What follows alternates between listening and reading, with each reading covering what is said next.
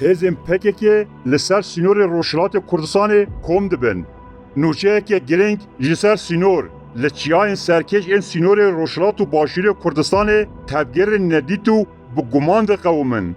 Pirs ev e, gelo komployeke nû li dijî Rojhilatê Kurdistanê di rê de ye. Lêkolînên taybet ên darka mazî rastiyeke tirsiner derxist holê. PKK bi sadan şervan ji Rojava, Garê û Behdînanê vekêşandin ew anîne ser sînorê Îranê.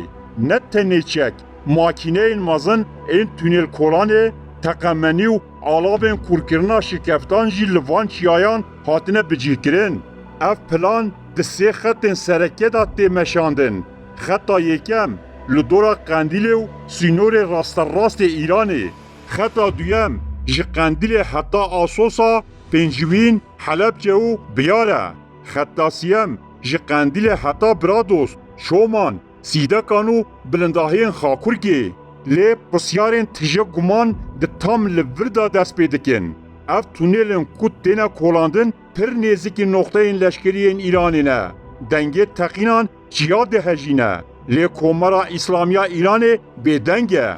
Îrana ku bajêrên Koyê, Zergöz û Herîrê bombebaran dikirin, çima li ber van tevgerên PKK-yên li ser sînor çavên xwe dige? Hêzên ku navê Pejaqê li xwe kirine, niha li ser riyên serekeyên Mihabat, Sinne, Pîranşar û Merîwanê azadane digerin. Dewleta Tirk jî ku berê digot bila Pejaq çeka deyne, niha bêdengiya mirinê hilbijartiye.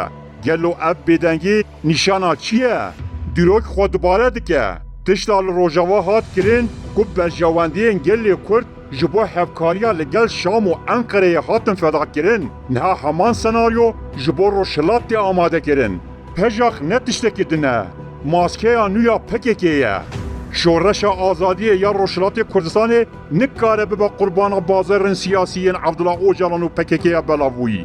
Bernameya ku îro li ser sînor tê meşandin ne ji bo Kurdekî azad e.